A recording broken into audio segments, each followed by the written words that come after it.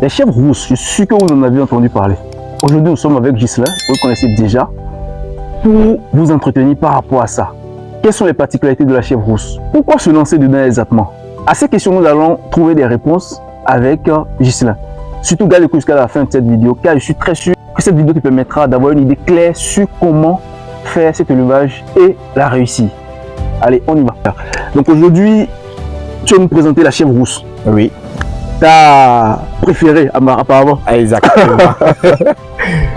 Parce que j'aime beaucoup l'élevage et j'ai fait d'autres élevages, mais avec les chèvres rousses, je me sens plus à l'aise. Tu te sens plus à l'aise. Oui. Donc déjà, parle-moi un peu de... C'est quoi la particularité entre les chèvres rousses et les chèvres ordinaires? Déjà, je vais dire que la chèvre rousse de Maradi, elle est du Niger, c'est une race du Niger. C'est une race qui vient de Maradi et c'est pourquoi on l'appelle chèvre rousse. Et ça pelure, c'est ça qui fait qu'on l'appelle elle a une pelure rousse. Okay. Et c'est pourquoi on l'appelle chèvre rousse de Maradi. C'est pourquoi cette appellation. Maintenant, en matière de comparaison au niveau de notre chèvre, des chèvres locaux ici au Bénin et avec les chèvres rousse de Maradi, il y a de grandes différences. Largement. Quand on prend du point de vue, il y a 3 points.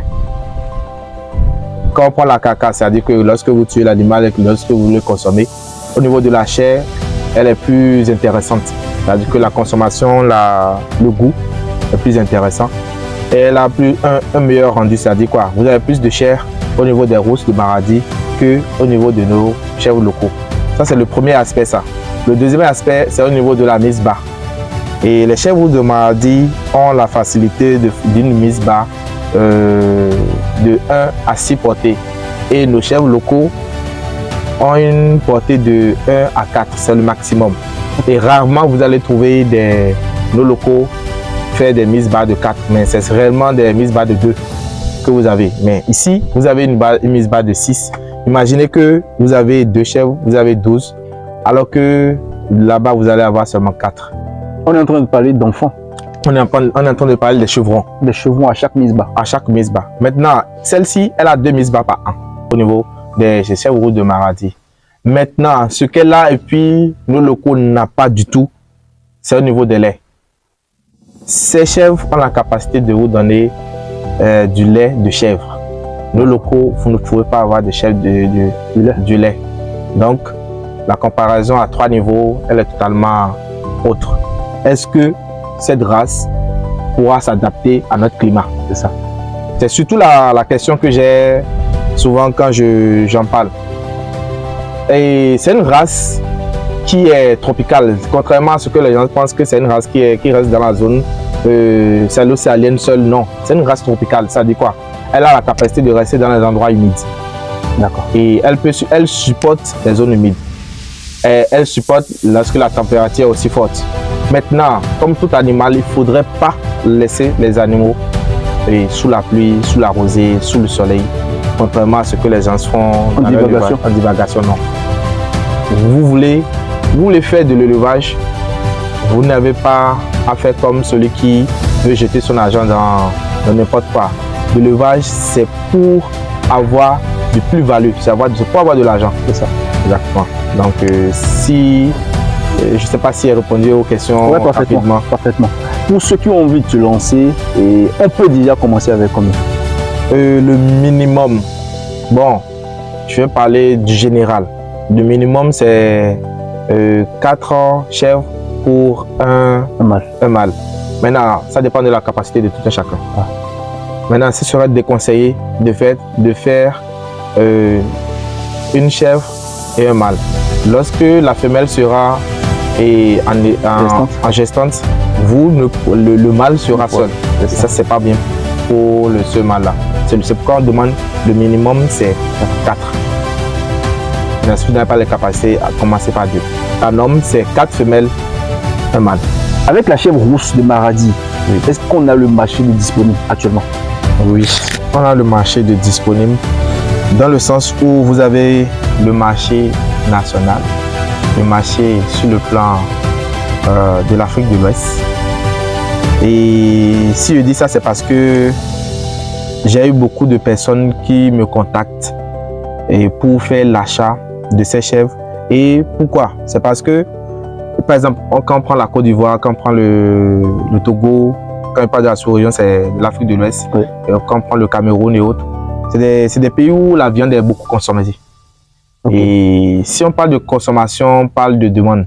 Et la viande de chèvre est beaucoup demandée dans ces pays. Et pour pouvoir satisfaire la demande, il vous faut un grand cheptel. Et pour avoir un grand cheptel, c'est l'animal qui est le plus facile là pour pouvoir faire la multiplication, pour avoir le plus grand cheptel sur le marché. Okay. Maintenant, spécialement, parce que la question elle est spécifique, dans le sens où on demande est-ce que cet animal est demandé sur le marché? Oui. Parce que lorsque celui qui consomme la viande de ce chèvre, automatiquement, s'il consomme une seule fois chez toi, il va revenir encore la seconde fois. Parce qu'il va sentir un goût, un arrière-goût agréable. Et juste pour ça, il viendra à chaque fois. Et déjà, ceux qui ont déjà consommé ici au Bénin en raffolent déjà. Pour en parler sur le plan de la... Je reviens toujours sur la Côte d'Ivoire parce que j'ai eu un client qui me dit si lui il a les capacités, il veut carrément en acheter et revendre là-bas pour l'abattage, okay. Pas pour le levage. Parce qu'il sait déjà que la demande est là. Maintenant, pour le Bénin, déjà on vend, déjà on consomme, ici ils achètent. Parlons maintenant de résistance comparativement à nos chèvres qui sont locaux. Est-ce qu'en termes de résistance, ça promet? En termes de résistance, ça promet. Mais nos chèvres sont plus résistants que les chèvres rousses de Maradi, dans le sens où quand on parle du local, c'est sa zone de prédilection. C'est-à-dire quoi? Il est chez lui. C'est ça. Mais ici, lui, il est introduit. Il va s'adapter. Il s'adapte. Et il s'adapte très vite. Dans le sens où, lorsque vous allez remarquer, le seul phénomène que vous remarquez au niveau de ces chèvres, c'est au niveau de bronchite. C'est-à-dire quoi? Okay. Ils ont, comme il y a de l'humidité, ils sentent vite la fraîcheur. D'accord. Mais pour pallier à ça, c'est d'éviter de les laisser sous la pluie, c'est d'éviter de les laisser sous la rosée. Lorsque vous faites ces deux erreurs, vous allez avoir des pertes énormes. Mais lorsque vous respectez cela, ils sont sous abri. Lorsque la pluie commence automatiquement, que ce soit tous les soirs, vous les mettez sous abri et que le matin, vous les sortez, ils mangent, vous n'avez aucun problème. Ok. Parce que moi, je l'ai déjà expérimenté. Avant de me lancer, j'ai pris 2 ans pour l'expérimenter, pour voir est-ce que si je mets ça sur le marché, je n'aurai pas des retours négatifs. D'accord. Et avant maintenant de me lancer maintenant dans la commercialisation de la chose. Ok. Donc ici, en ce qui concerne l'alimentation, est-ce que vous pouvez nous parler de quel est le meilleur aliment qu'on puisse donner à cet animal pour avoir le meilleur rendement possible? En matière d'alimentation de ces chèvres, c'est les mêmes alimentations que nos locaux. À la seule différence qu'ils mangent encore les feuilles des arbustes, c'est-à-dire quoi? Ils mangent des feuilles de corosol, ils mangent des feuilles d'eucalyptus, ils mangent des feuilles d'acacia, ils mangent des feuilles de grécidia. En fait, si aussi ces feuilles, c'est pour permettre à ceux qui font de l'élevage aujourd'hui de ces chèvres d'expérimenter ces feuilles sur leur animal. Ça permet d'avoir un bon résultat parce que c'est des feuilles qui ont des capacités d'antibiotiques et ça facilite, ça évite les petites maladies que vous avez au niveau de votre cheptel, ça les évite rapidement. Et surtout les feuilles de grécidia, c'est une feuille qui a beaucoup de protéines et qui permet à votre cheptel de pouvoir bien se développer. Maintenant, quand je reviens maintenant sur ta question par rapport à la feuille de prédilection pour les chèvres et autres, c'est les feuilles de marafalfa, qu'on appelle aussi le faux canne à sucre. C'est une feuille qui facilement pousse et vous pouvez l'avoir facilement, vous pouvez le produire à grande échelle. Et pourquoi utiliser cette feuille, pourquoi donner aux animaux? Je crois que dans une autre vidéo, on va revenir. On va en parler. Oui. Et en passant, je vous rappelle en même temps que si vous voulez acheter les semences du marafalfa, c'est également disponible. Contactez-nous juste et puis vous aurez quand même satisfaction. Maintenant, pour quelqu'un qui veut se lancer dans l'élevage de ces chèvres, avec un budget de combien il peut déjà commencer? C'est entre 300 et 500. Entre 300 et 500 000. Rien que pour l'achat des animaux. Et maintenant, il va falloir assurer maintenant l'alimentation à longue durée. C'est en fait l'alimentation qui revient le plus cher. Le plus cher. Oui. Et en réalité, c'est en amont. Beaucoup de personnes d'abord viennent acheter les animaux et après maintenant passent à l'alimentation. Exactement, exactement. Au niveau des chèvres, ce n'est pas comme ça. Les volailles, l'alimentation, ça s'achète. C'est ça.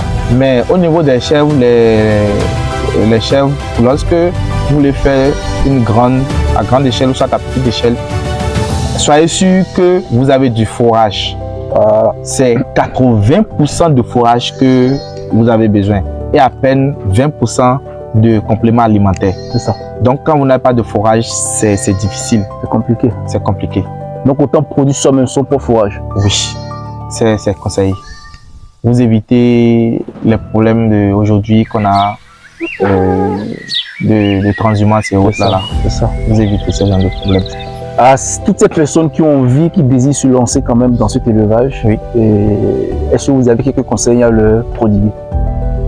Les conseils que moi j'ai déjà, c'est de se rapprocher de ceux qui ont déjà fait. Ensuite, c'est de prendre des animaux de qualité pour pouvoir avoir un bon rendu. Si vous avez envie de prendre des animaux, contactez sur le numéro qui passe et puis vous serez satisfait. Donc c'était Moïse Abdou Siba avec Ghislain de la chaîne Investir en Afrique. Si vous désirez prendre des sujets, si vous avez envie de prendre des chèvres rousses, surtout n'oubliez pas de vous contacter au numéro qui va apparaître tout simplement pour être satisfait et être sûr d'avoir les meilleures races pour quand même avoir de meilleurs résultats sur le terrain. Allez, à très bientôt.